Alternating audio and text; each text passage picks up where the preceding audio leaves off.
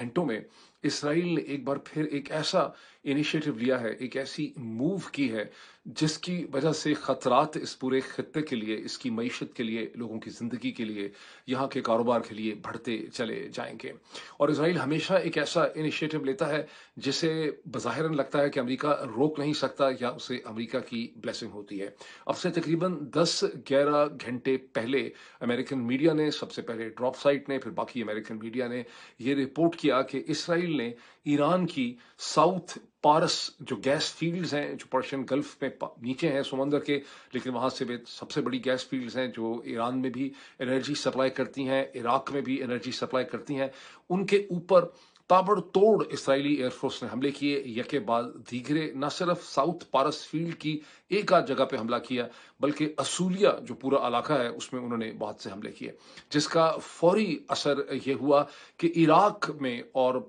Iran के अंदर बहुत बड़ा जो इलाका था वो तारीकी में डूब गया। बिकॉज ना सिर्फ ये एनर्जी जो है साउथ पारस गैस फील्ड की जो गैस है वो ना सिर्फ ईरान को फीड करती है, बल्कि इराक भी उस पर डिपेंडेंट है और इराक उस गैस से बिजली बनाता है। अब ज़हन में रखिए कि इससे पहले हम मुतअद्दिद दफ़ा ये सुन चुके हैं व्हाइट हाउस से और अमेरिका के सदर से कि अमेरिका ने मना किया हुआ है इसराइल को कि ईरान की एनर्जी साइट्स जो हैं, यानी गैस या ऑयल इंस्टॉलेशंस हैं, उनके ऊपर हमला ना किया जाए। सो मच सो कि जब खर्ग आइलैंड के ऊपर डोनाल्ड ट्रंप ने हमला किया, बड़े फातिहाना तरीके से उन्होंने एक ट्रूथ सोशल के ऊपर ट्वीट किया और उन्होंने कहा कि उनके हुक्म पे अमेरिकन एयरफोर्स ने या अमेरिकन आर्मी ने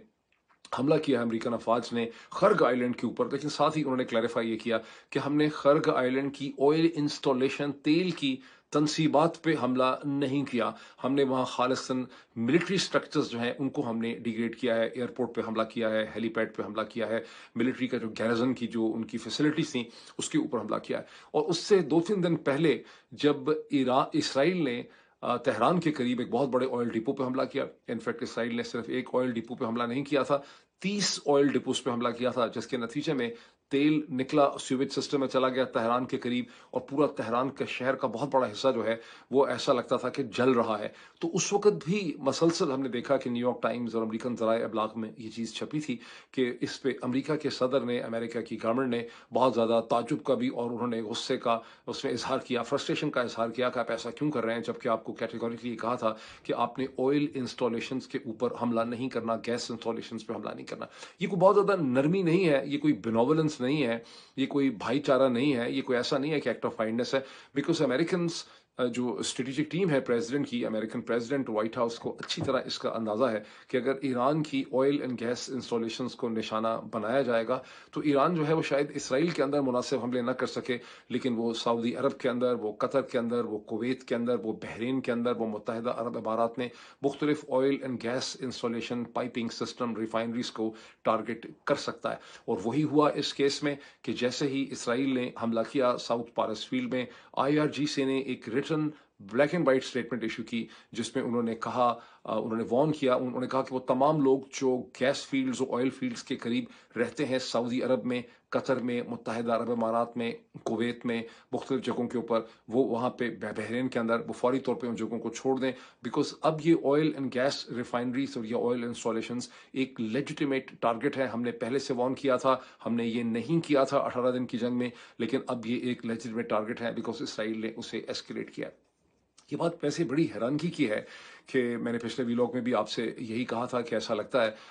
लगता क्या है, बिल्कुल अब तो लगता ही है, मतलब ऐसा लगने वाली तो इसमें जुमले की महावरतन ही बात हुई, ये लग ही रहा है, समझ आ रही है कि इसराइल को अमेरिका की तमाम डिसीजन मेकिंग के ऊपर कंट्रोल हासिल है। और अगर उनको अमेरिका का टैसिट अप्रूवल नहीं भी होता, उनको ये कहा नहीं भी जाता अमेरिकन साइड से, यानी वो बात अब एक किस्सा माजी बन चुकी है कि अमेरिका ने कहा होगा। यहाँ सूरत हाल ये है कि इसराइल कर गुजरता है और अमेरिका को उसे फॉलो करना पड़ता है, अमेरिका को उसे डिफेंड करना पड़ता है। यही वो सूरत हाल है जिसकी वजह से यके बाद दीगरे बहुत ज़्यादा अमेरिकन जो हैं जो डिसीजन मेकिंग पोजीशंस के अंदर हैं, खा वो सेनेट के अंदर हों, कांग्रेस में हों, इंटेलिजेंस कमेटीज़ में हों, खुद प्रेसिडेंट की टीम में हों, वो बरमला ये कह रहे हैं कि हमें इसराइल यके बाद दीगरे, एक के बाद दूसरी जंग के अंदर धकेल रहा है। जो केंट, जो काउंटर टेररिज्म के डायरेक्टर थे तुलसी गबार्ड के साथ, जब उन्होंने एक दिन पहले इन राइटिंग उन्होंने रिजाइन किया, प्रेसिडेंट डोनाल्ड ट्रंप की टीम के साथ, तो उन्होंने उसमें यही लिखा कि ये जंग जो है ये साफ नजर आ रहा है कि हमें इस जंग में इसराइल ने धकेला है, जैसे कि इससे पहले एक media narrative weapons of mass destruction का मैन्युफैक्चर करके एक इको चेंबर क्रिएट करके इसराइल ने हमें इराक की जंग में धकेला था 2003 में। और उसके बाद उन्होंने जिक्र किया था कि उनकी बीवी जो है शैनन केंट जो है, उसकी डेथ जब सीरिया में जिस जंग में हुई, वो भी बुनियादी तौर पे इसराइल ने वो जंग मैन्युफैक्चर की थी। तो फीलिंग तो है अमेरिका के अंदर, लेकिन बाकी सारी दुनिया की तरह अमेरिका के अंदर भी बहुत बड़ी तादाद में लोग जो हैं देख रहे हैं, तड़प रहे हैं, लेकिन इस सूरत हाल का कुछ नहीं कर सकते जिसमें इसराइल जो चाहता है वो कर गुजरता है। बॉटम लाइन ये है कि इसराइल ने अब एनर्जी की जंग जो है ऑयल फील्ड्स की छेड़ दी है, जिसके नतीजे में यानी इसराइल की हमेशा कोशिश ये है कि ईरान को मजबूर करे कि ईरान जंग को एस्केलेट करे, ताकि अमेरिका को ज्यादा से ज्यादा फायर पावर जो है वो ईरान के ऊपर इस्तेमाल करनी पड़े। मैंने पिछले वीडियो में भी आपको कहा था कि इसराइल का प्लान, मैं हर दफा ही कहता चला आया हूं आपको पूरे महीने से, इस जंग के सिर्फ 18 दिन नहीं है, उससे पहले भी मैंने 12 इस चीज का कहा, जबकि मुख्तलिफ न्यूज रिपोर्ट्स कुछ और कहती थी कि नहीं न्यूक्लियर इशू है, नहीं मिसाइल्स का इशू है। मैंने कहा ना न्यूक्लियर इशू है ना मिसाइल्स का इशू है। मिसाइल्स ऑफ कोर्स इंपॉर्टेंट है, न्यूक्लियर बिल्कुल इंपॉर्टेंट नहीं था इस केस में। असल इशू ये था कि ईरान की तमाम तर मिलिट्री अस्करी ताकत को खत्म करना था, उसके पॉलिटिकल ढांचे को खत्म करना था, ईरान को एक वेजिटेबल में कन्वर्ट करना है, सीरिया की तरह, लेबनान की तरह, उसको लिबिया की तरह, और उसके ऊपर फिर अपनी मर्जी की ऐसी हुकूमत बिठानी है जिसे इसराइल कंट्रोल कर सके। और ये ग्रेटर इसराइल का मंसूबा है। बदकिस्मती से जीसीसी और अरब कंट्रीज जो अब खुद इस जंग का हिस्सा बनते चले जा रहे हैं, वो उन्होंने इस पूरी इसराइल की साजिश को उन्होंने प्रमोट किया, उसे मदद किया, और उनके साथ साथ पाकिस्तान की तरह के ममालिक की जो एलीट है वो भी इस साजिश में शामिल है। क्योंकि अब वो और किस्म की चीखें मार रहे हैं, मैं भी आपको बताता हूँ किस किस्म की चीखें मार रहे हैं। लेकिन जहां मैं ये देखता हूँ, वहां जहां ईरान ने काउंटर हमले किए हैं, यहां पर एक बहुत बड़ी ईरान की लिमिटेशन है। ईरान हमले करता है with the help of drone strikes. Iran हमले जिनका ज़ाहिर है पेलोड बहुत ज़्यादा नहीं हो सकता, बहुत ज़्यादा एम्यूनेशन या वेपन सिस्टम या बहुत ज़्यादा एक्सप्लोसिव मटेरियल ड्रोन्स कैरी नहीं कर सकते शाहिद ड्रोन। और इसी तरह से ईरान जो है वो हमले करता है मिसल्स के जरिए। और इन जीसीसी कंट्रीज में अभी भी बहुत से ऐसे इंटरसेप्टर्स हैं जिसके जरिए या तो मिसल्स अपने निशाने पे लगते नहीं है, या मिसल्स जो है वो फेल हो जाते हैं, या सही तरह से नहीं रखते। बॉटम लाइन ये है कि ईरान के हमले बहुत हद तक इफेक्ट जनरेट करते हैं, लेकिन इसराइल के जो हमले, चूंकि इसराइल के पास एक मुकम्मल एयर सुपीरियरिटी है और इसराइल 2-2 हजार पाउंड के बम फेंकता है ईरान के अंदर। और मैंने आपको पिछले वीडियो में ये बताया था कि अब अमेरिका गुज़श्ता कई दिनों से ईरान की जो बंदर अब्बास के साथ जो कोस्टल लाइन है जो कि फेस करती है, जो ईरान की कोस्टल लाइन है जो स्ट्रेट ऑफ होर्मुज़ को फेस करती है, उस पे 5-5, 2-2 नहीं, 5-5 हजार पाउंड के बम जो हैं वो फेंके जा रहे हैं, ताकि ईरान की जितनी भी कोस्टल मिलिट्री इंस्टॉलेशंस हैं, उनकी एंटी शिप मिसाइल कैपेबिलिटी है, उस सारी को डिस्ट्रॉय कर दिया जाए। बॉटम लाइन क्या है? बॉटम लाइन यह है कि ईरान के हमले इफेक्ट जनरेट करते हैं, उसकी खबर बनती है, उसकी दुहाई दी जाती है जीसीसी कंट्री से। असल में इतना नुकसान नहीं कर सकता ईरान जितना नुकसान ईरान का इसराइल अपनी एयर सिक्योरिटी की वजह से करता है। बिकॉज बहरहाल ड्रोन्स इफेक्टिव जरूर हैं, उनकी एक खप जरूर पड़ती है, मिसाइल्स का एक इफेक्ट होता जरूर है, लेकिन एयरफोर्स जिस तरह से चीजों को टारगेट करती है स्पेसिफिकली प्रिसाइज तरीके से ऊपर आकर, अब उसका आपने एक दफा भी मैंने नहीं सुना इस जंग में कि एयरफोर्स के किसी हमले ने किसी टारगेट को मिस किया हो।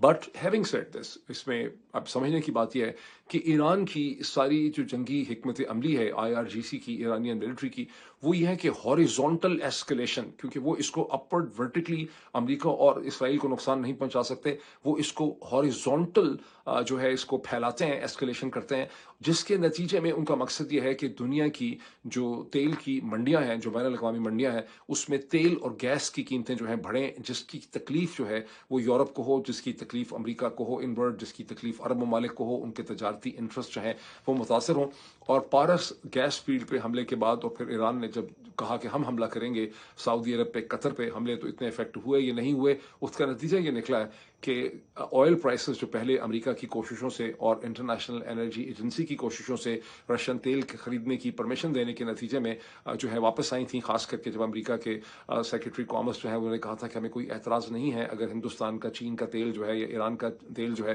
वो स्ट्रेट ऑफ होर्मुज़ से बहता रहे। तो उसके बाद ऑयल प्राइसेस जो 103, 104 या 5 पे चली गई थी, वो 100 पे और 90 के करीब वापस आ गई थी। इसमें दो बेसिक बेंचमार्क्स हैं, एक इंटरनेशनल ब्रेंट क्रूड है जिससे बेसिक बेंचमार्क मार्क समझा जाता है, और दूसरा